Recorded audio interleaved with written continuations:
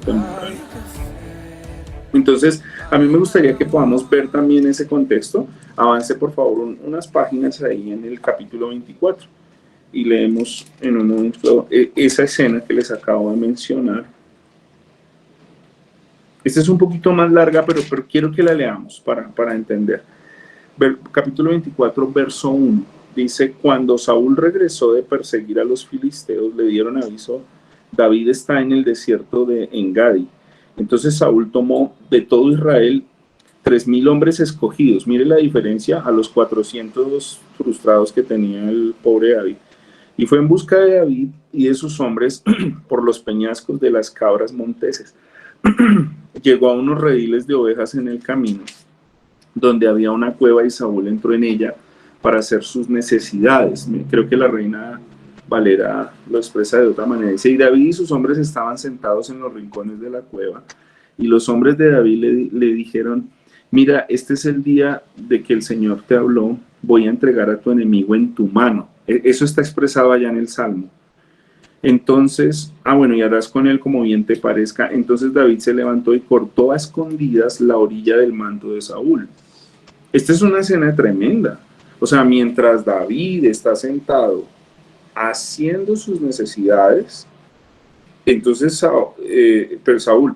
David toma la esquina del manto y corta el pedazo y lo tiene como evidencia, ¿no? Dice, aconteció después de esto que la conciencia de David le remordía, porque había cortado la orilla del manto de Saúl, y dijo a sus hombres, el Señor me guarde de hacer tal cosa contra mi rey, el ungido del Señor, de extender contra él mi mano, porque es el ungido del Señor. David contuvo a sus hombres con estas palabras y no les permitió que se levantaran contra Saúl.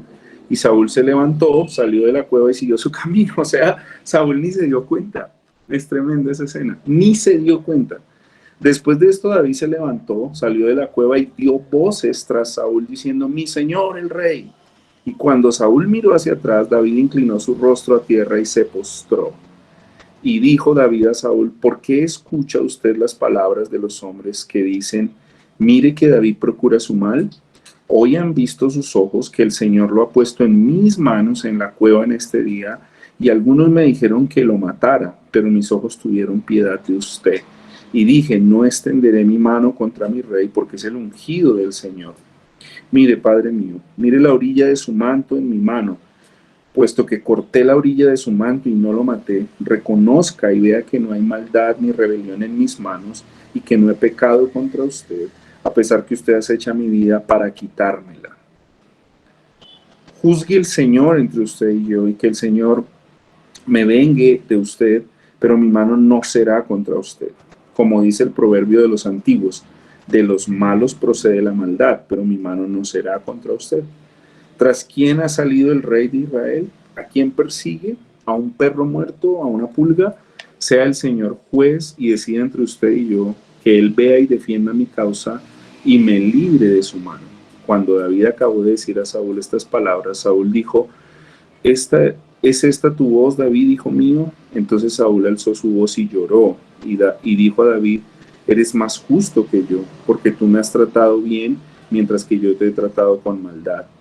Tú has demostrado hoy que me has hecho bien, ya que el Señor me entregó en tu mano y sin embargo no me diste muerte. Porque si un hombre halla a su enemigo, ¿lo dejará ir sano y salvo? Que el Señor por tanto te recompense con bien por lo que has hecho por mí hoy. Mira, ahora sé que ciertamente serás rey y que el reino de Israel será establecido en tu mano. Ahora pues, júrame por el Señor que no cortarás mi descendencia después de mí y que no borrarás mi nombre de la casa de mi padre. Y David se lo juró a Saúl. Y Saúl se fue a su casa, pero David y sus hombres subieron al refugio. Bueno, es tremenda esta historia, ¿no? Y efectivamente es lo que va a pasar después, porque la caída de Saúl se viene a pique y, y David termina haciendo y cumpliendo esta promesa hasta donde él más puede de no acabar con la descendencia. Y es tremendo porque Saúl es un hombre muy obstinado. Pareciera que esto que Saúl está haciendo acá fuera un arrepentimiento genuino, pero Saúl no está arrepentido porque va a querer matar a David. Pero es astuto. Saúl es astuto porque quiere asegurar que su descendencia no fracase en manos de David. Pero esta es una historia tremenda donde quizás nos ayude a entender el contexto del Salmo, cómo es que Dios le entregó a sus enemigos en sus manos, ¿no? Entonces vamos a ir al Salmo, una vez más, vamos a ir al Salmo.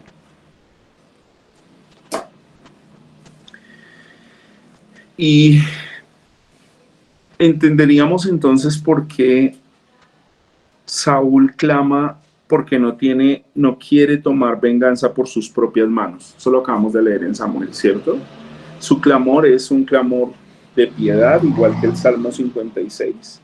Y este salmo realmente se divide en esas dos partes: el clamor de piedad al Señor por la destrucción de los enemigos, y la segunda parte, que sería, la primera parte es del 1 al 6 y la segunda parte del 7 al 11, que es un clamor de alabanza al Señor por haber sido librado de los enemigos o del enemigo. Entonces, en la primera parte vamos a ver algunas cosas bien hermosas, ya teniendo el contexto de lo que vimos allí en Samuel. Dice: clamor de piedad entonces al Señor. Y miren esta expresión: porque en ti se refugia mi alma, en la sombra de tus alas me ampararé.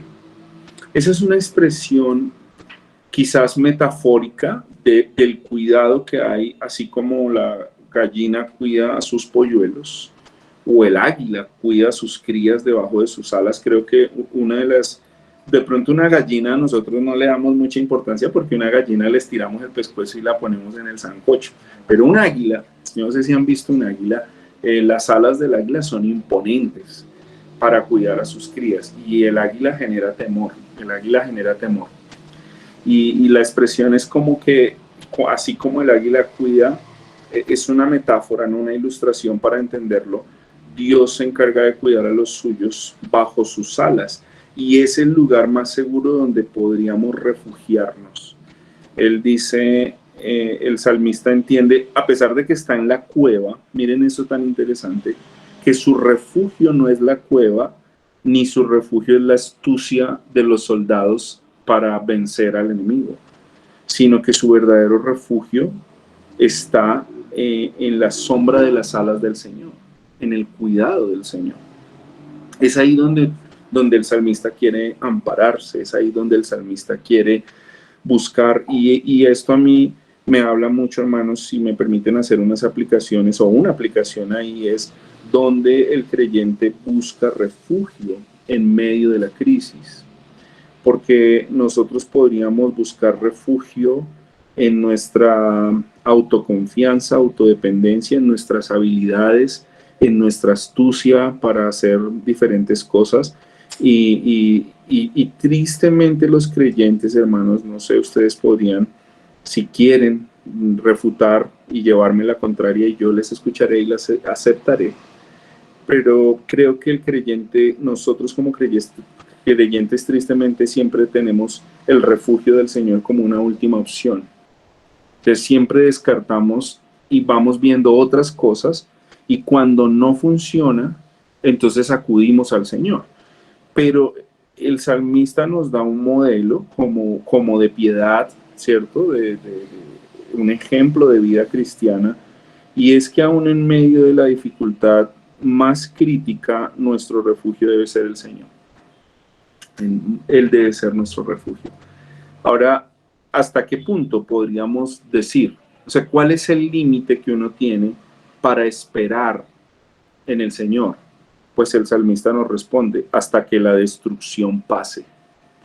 Hasta que la destrucción pase. De hecho, si ustedes recuerdan, en la introducción del Salmo, la tonada que cantan es: no destruyas. No destruyas tiene relación con esto, hasta que la destrucción pase, y parece ser que en el hebreo es la idea, sí, de quebranto, hasta que el quebranto pase. Quebranto o destrucción. Para los judíos la destrucción era tremenda, era sinónimo de la misma muerte. La destrucción podría venir por cataclismos de la naturaleza. La destrucción podría venir por si por la sequía, por la lluvia, la destrucción podría venir por ejércitos enemigos, la destrucción podría venir por muchas cosas, por una enfermedad, pero en medio de todo el salmista entiende que la destrucción no se sale de la soberanía de Dios. Por eso él acude al refugio seguro del Señor. Entonces, mis hermanos, es número uno, ¿qué debe hacer el creyente en situaciones difíciles de destrucción y de quebranto? Pues refugiarse bajo las alas del Señor, confiar en la soberanía de Dios, confiar en el cuidado de Dios, confiar. Una forma quizás sencilla, me gusta mencionarlo cuando hablamos de soberanía de Dios, es confiar en que Dios está en control. Y creo que eso fue algo de lo que pudimos ver allá en la cueva, en la escena de Saúl y David. Dios está en control. Ustedes se imaginan, por un lado, la presión de Saúl, por otro lado, los pensamientos de David, y por otro lado, sus soldados, todos con las ganas de matar a Saúl hablándole. O sea, está atacado por el enemigo, está bombardeado por las ideas de su propio ejército y está por su propio corazón, digamos que una cascada de pensamientos.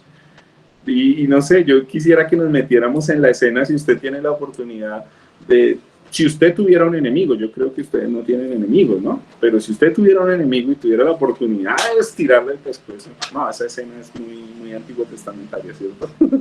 Pero es que tiene la oportunidad de solucionar el problema y entiendo yo que él se refugia en el Señor para tomar esta decisión. Quiere decir, hermanos, que refugiarse en las alas del Señor es aún tener toda la sobriedad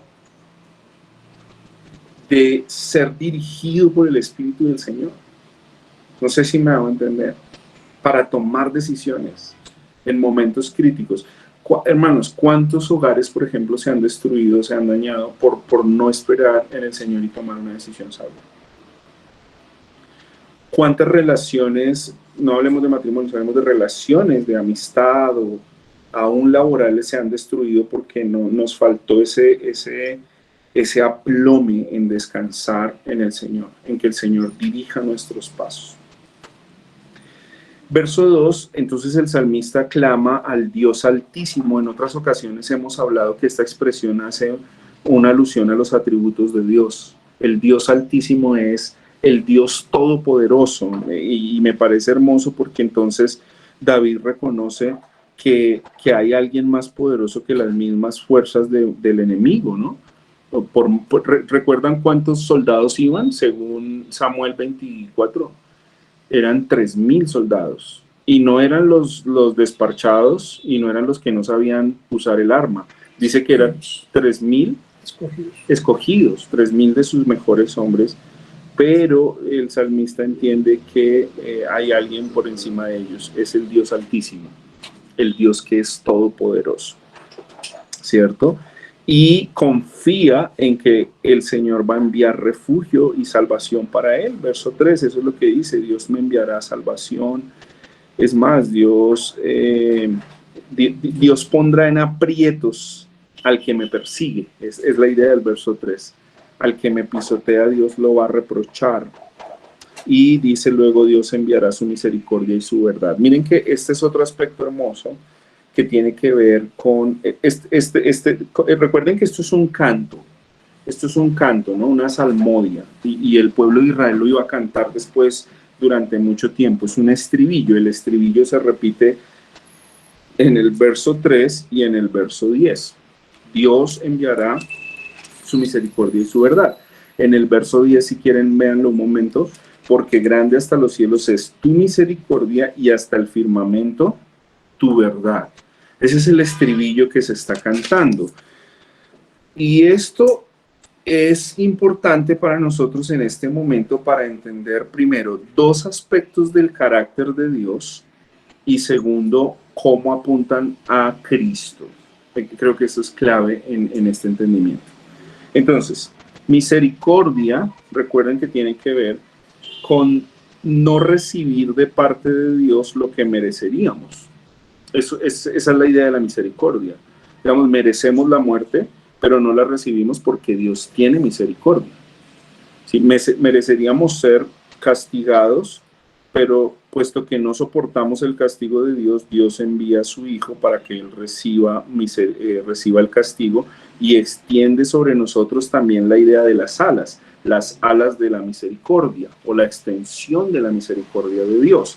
Pero miren que el salmista no deja la idea solo en la misericordia, también apela a la verdad de Dios, que es otro atributo de Dios, otro aspecto del carácter de Dios más bien, la verdad. Y la verdad tiene que ver con la justicia. No sé si me hago entender. Entonces, por un lado, Dios aplica misericordia, pero por otro lado está aplicando ¿qué? Justicia en un todo perfecto de Dios. Dios envía su misericordia, pero también envía su justicia. Entonces, ¿cómo podríamos ver esto expresado en la escena allá de la cueva? Pues bueno, David recibe misericordia, aplica misericordia también a Saúl porque no lo mata, pero la justicia de Dios después va a venir igual y va a castigar a Saúl. Esa es la verdad de Dios. Entonces Dios, en medio de las crisis y en medio de lo que pasa en la vida del creyente, del pueblo de Dios, en la historia de la humanidad, Dios siempre ha estado actuando en estas dos esferas, misericordia y verdad. ¿Sí? ¿Estamos de acuerdo? ¿Estamos agarrando la idea, hermanos? ¿La estoy transmitiendo bien? Pensemos en la caída del hombre, en Génesis 3. ¿Qué ocurrió? Ellos cayeron, pecaron, Dios les había dicho que si ellos pecaban iban a morir, pero mire que no murieron inmediatamente. Dios expresó su misericordia. Ellos se habían vestido con sus propias vestiduras y Dios les puso otras que ya no eran de hojarasca o de hojas humanas o ideas humanas, si recuerdan eso, sino que Dios los vistió con unas vestiduras especiales que Dios les puso. Esa es una expresión de la misericordia, pero a la vez, para que le pusiera pieles, tuvo que haber una muerte que ya implicaba un sacrificio, y eso apunta a la justicia de Dios. Ahora, a Adán y Eva les aplicó misericordia, pero a la vez justicia, porque les dijo ciertamente morirán. Y aunque no murieron inmediatamente, sí murieron después. Y dice Romanos 5:12, ¿lo recuerdan? Que en Adán todos los hombres morimos y pecamos y morimos. La paga del pecado es ¿qué? La muerte. Entonces hay una expresión del carácter de Dios tremendo en la justicia y la misericordia. Ahora, ¿cómo apunta esto a una cristología? Acompáñenme un momento a Juan capítulo 1, sin perder este salmo, ya volvemos al salmo. Juan capítulo 1 nos da la misma expresión de la razón por la que el Señor Jesucristo vino al mundo.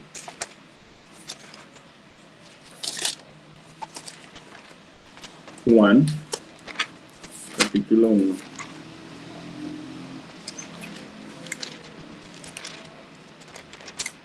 A ver, dice Juan capítulo 1, leamos el verso 14, por favor. Voy a pedirle al favor a algún hermano o hermana que abra el micrófono y lo lea. 1:14. Eso, o sea, yo lo voy a leer. Dice, y el Verbo se hizo carne y habitó entre nosotros y vimos su gloria, gloria del unigénito del Padre, lleno de gracia y de verdad. ¿Está ahí? Sí, Sergio, gracias. ¿Cómo es que el Verbo encarnado, que es Dios hecho hombre, vino al mundo? Dice que vino lleno de dos cosas, ¿sí? O completo, o saturado de dos cosas. Gracia, y la gracia tiene que ver también, pues, con que recibimos algo que no merecemos, el don de la vida, pero también vino lleno de verdad, ¿sí? Hay gracia y hay verdad. El Salmo nos está presentando la idea de que misericordia y verdad.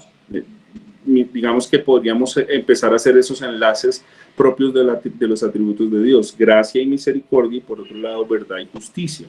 La verdad, ustedes de pronto podrían preguntar por qué Sebastián está enlazando la verdad con la justicia. Bueno, porque la verdad, recuerden que es un atributo que tiene que ver con lo absoluto de Dios. donde su verdad termina siendo implacable, o sea, no se mengua, porque si no, no sería verdad. Entonces, por ejemplo, una verdad de Dios es santo y sus criaturas son pecadoras. Esa es una verdad, eso no tiene remedio, y entonces se aplica la justicia, puesto que Dios es santo y las criaturas pecadores deben morir. ¿Sí? ¿Estamos entendiendo? Ahora, ¿cómo hacemos para no ser destruidos con base en las misericordias de Dios? Pues porque Dios envió a su Hijo para que recaiga sobre él. Él sí puede aceptar el peso del castigo de Dios y aplica a nuestras vidas tanto justicia como misericordia y gracia. Entonces esto apunta directamente a la obra de Cristo.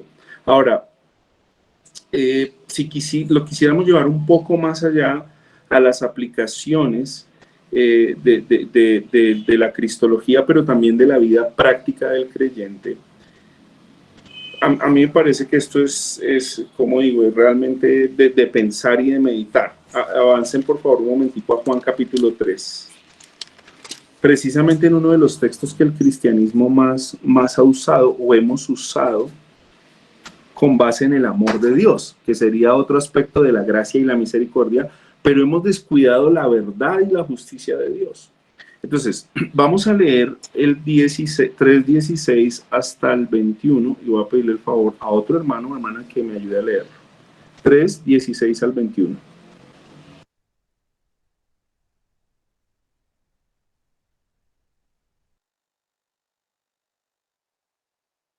Yo lo leo, Sebas. Dice, porque de tal manera amó Dios al mundo, que dio a su Hijo unigénito para que todo aquel que en él cree no se pierda, sino que tenga vida eterna. ¿Hasta ahí o sigo? 21. ¿Hasta el 21? Hasta el 21. Ok. Porque Dios no envió a su Hijo al mundo para juzgar al mundo, sino para que el mundo sea salvo por él. El que cree en él no es condenado, pero el que no cree ya ha sido condenado, porque no ha creído en el nombre del unigénito Hijo de Dios. Y este es el juicio, que la luz vino al mundo y los hombres amaron más las tinieblas que la luz, pues sus acciones eran malas, porque todo el que hace lo malo odia la luz y no viene a la luz para que sus acciones no sean expuestas. Pero el que practica la verdad viene a la luz para que sus acciones sean manifestadas, que han sido hechas en Dios. Bien, gracias. A ver, hagamos el ejercicio pedagógico de intentar enlazar este texto como una ilustración con la conversación que David tiene con Saúl. ¿La recuerdan? ¿Cuál es el argumento por el cual David le dice a Saúl que no acabó con su vida, sino que solo cortó el borde del manto? ¿Quién lo recuerda? Por ser el ungido del Señor. Ajá, muy bien, por ser el ungido. Ok, bien, ¿a quién más? ¿Quién suma más información?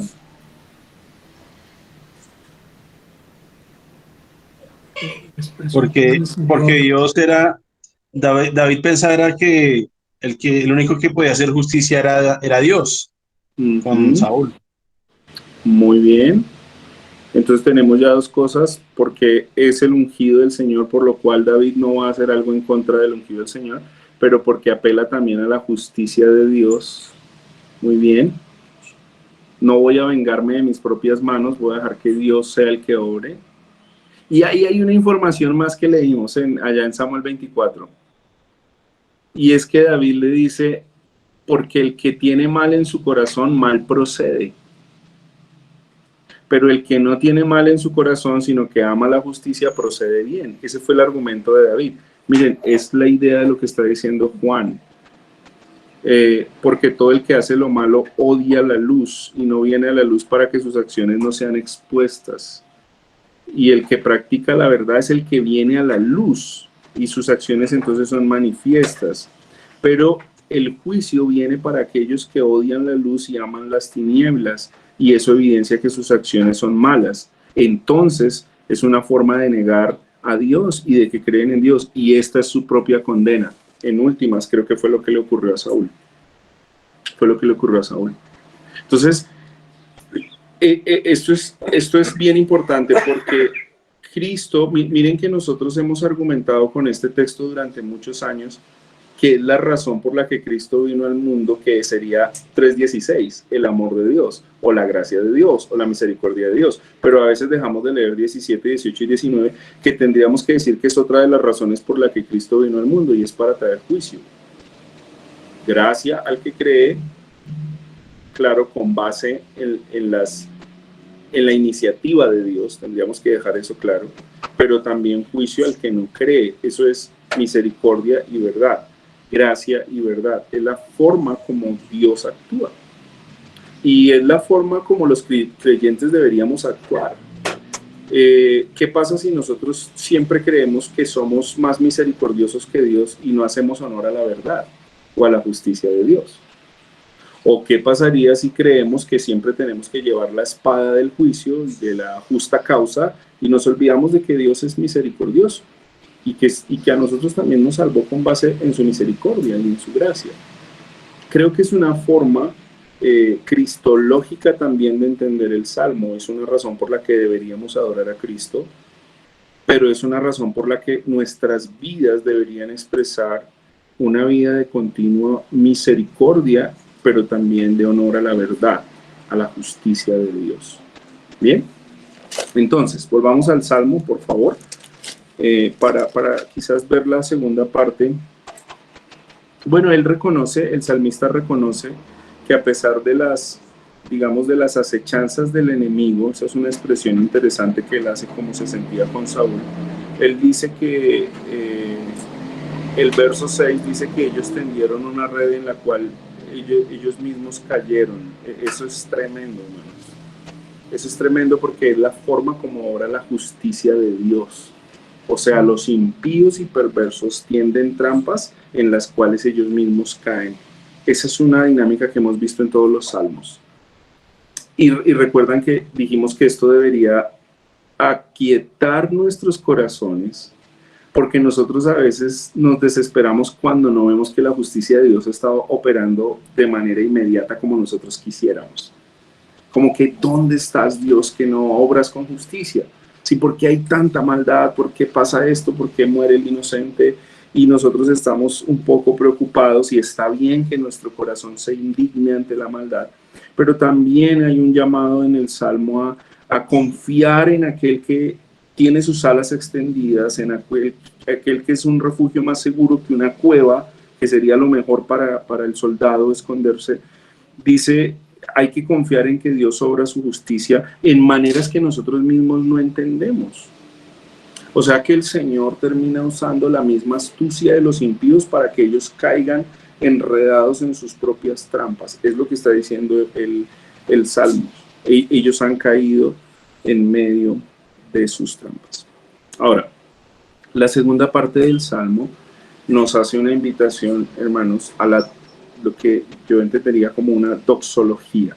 La palabra doxología es una adoración a Dios, una alabanza a Dios, una gratitud a Dios. ¿Por qué? Sería la pregunta. Pues hay dos razones por las que el salmista tiene que adorar, y las vamos a recordar una vez más. La primera es porque él se siente refugiado o seguro en los brazos de Dios, pero la segunda es porque él ve que Dios obra con justicia contra los impíos. O sea, Dios no es inclemente, pero Dios tampoco pasa por alto la maldad. Y esas son dos cosas que el salmista tiene clara, y termina dando una adoración a Dios que creo que es un ejemplo para todos los creyentes de todos los tiempos. La primera es una firmeza en el corazón, verso 7. O sea, ver la justicia de Dios y ver la misericordia de Dios, ver la protección de Dios, debería producir firmeza en nuestros corazones. Debería producir en nuestros corazones una fuerte convicción por quién es Dios. El verso 7 dice eso: firme está mi corazón, oh Dios. Mi corazón está firme, ¿cierto? Mi corazón está seguro. Bueno, hermanos, yo hago la pregunta: ¿cuántas veces hemos sentido que nuestro corazón se arruga ante las adversidades? Que nuestro corazón se desmorona ante las adversidades. Yo creo que todos hemos pasado momentos donde uno dice: Señor, aquí no sé qué hacer, no sé cómo actuar, no sé cómo responder. Ahora, si seguimos viendo la maldad con fuerza, y si seguimos viendo nuestras habilidades vamos a fracasar y vamos a frustrarnos. Pero si miramos al Señor, si miramos a Cristo, si miramos su obra, si miramos los atributos de Dios, si miramos su obrar en la creación y en la historia, eso debería producir firmeza en nuestro corazón. Y yo casi estoy seguro que si David hubiese muerto, digamos que la historia hubiese sido que David hubiese muerto en manos de Saúl, seguramente hubiese muerto igual con firmeza en su corazón, porque hubiese confiado que eso era lo que Dios tenía preparado. Y por eso nunca desfalleció, nunca desfallece al punto de negar al Señor.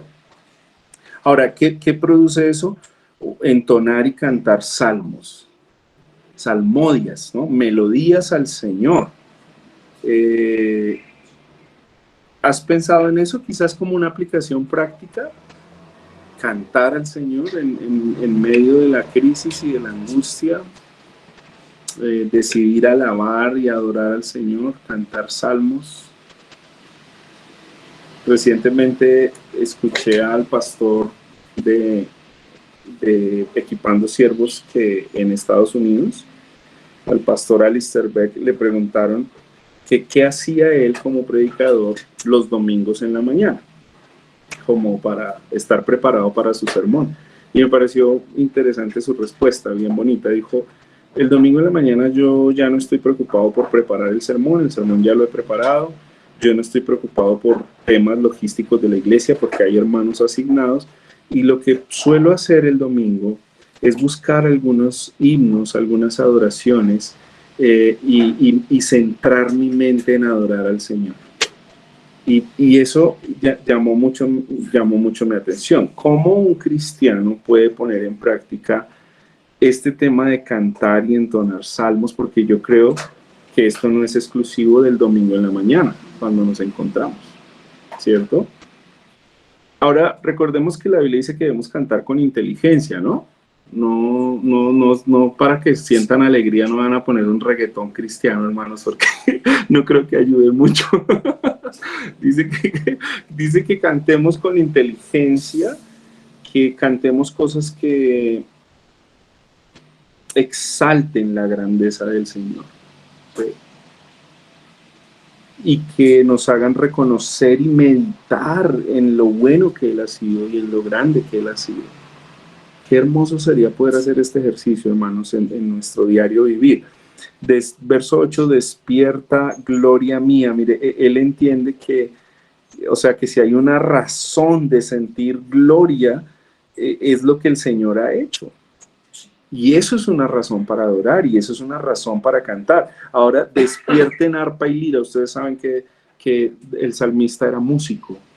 Y seguramente yo lo que entiendo con esta expresión es que los problemas le habían hecho menguar en cuanto a esa habilidad y ese don natural que Dios le había dado. Ahora él estaba más preocupado por saber esconderse, hacer una trampa, usar la espada, ¿cierto?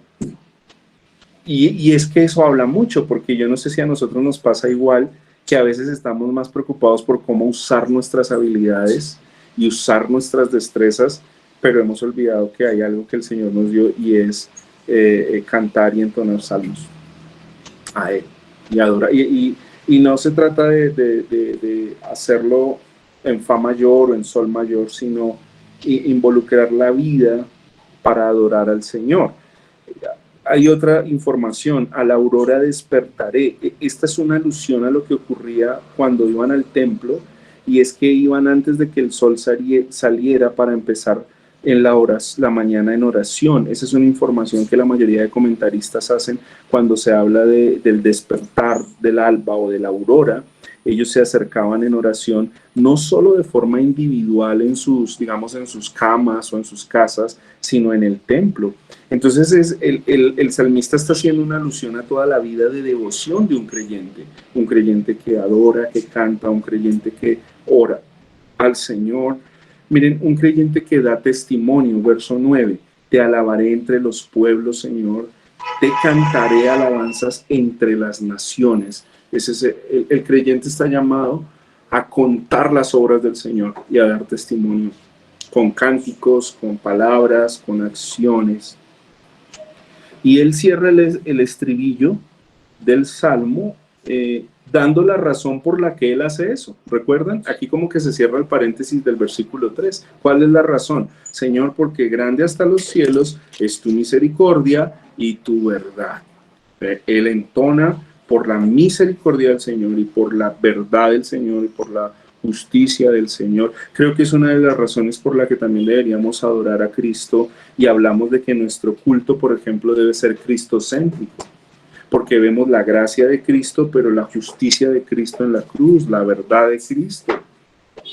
Es la razón de ser de la vida del creyente y debe ser la razón de ser de la iglesia también, de forma corporativa. Verso 11, exaltado sea sobre los cielos, oh Dios, sobre toda la tierra sea tu gloria. Quizás, hermanos, pensando en otras aplicaciones, es la razón por la que esta dinámica debe estar en nuestras prédicas también. Las prédicas deben presentar la misericordia del Señor y la justicia o la verdad de Dios. Nuestros cánticos, nuestra forma de hacer culto, hasta nuestras relaciones comunitarias, corporativas, porque ¿acaso, hermanos, no tendríamos que cuando un hermano falla o fracasa extender la gracia y la misericordia? Pero a la vez la Biblia dice que Dios al hijo al que ama, ¿qué hace? A este disciplina. Tendríamos que ser también animados, exhortados, disciplinados por el Señor. Creo que esta dinámica sigue pasando, aún en nuestras propias vidas. Yo no sé, hermanos, les pregunto, porque esto es algo personal y yo no sé ustedes cómo lo han experimentado, pero en mi caminar con el Señor he aprendido a darme cuenta aún cuando el Señor me está disciplinando a mí. Y creo que son momentos donde ni siquiera quisiera levantar la voz y argumentar, ni preguntar, porque sé que el Señor me está tratando, porque sé que el Señor me está disciplinando y sencillamente tendría que bajar mi cabeza y mi corazón y decir lo que dice el versículo 7, mi corazón está firme en el Señor, porque si Él me trae esto es porque es justo, es lo que viene de parte de Dios, ¿cierto? Pero también cantaría con gozo y con alegría y cuando veo su misericordia, digo, porque quizás lo que mereciera es más fuerte de lo que estoy recibiendo ahora, pero el Señor en su misericordia no me ha tratado así, me ha tratado con misericordia, con paciencia extendida. Entonces esto es un motivo, hermanos, para que adoremos al Señor en nuestra, digamos que en nuestra vida individual, ¿cierto? Como individuos, en nuestra vida corporativa, como iglesia, bueno, y por qué no en nuestra vida familiar. Meditar en esto como cónyuges, como esposos o como padres, como familias que somos y decir que nuestra familia esté firme también en Dios debido a sus misericordias y a su justicia y ver siempre cómo Él ha tenido cuidado de su pueblo. Amén. Este salmo durante mucho tiempo ha sido cantado por el pueblo judío, ha sido cantado y leído y estudiado por la iglesia y creo que sigue viéndose latente en nuestras vidas. El Señor sigue extendiendo sus alas de misericordia y de cuidado sobre su pueblo. Amén. Oremos al Señor.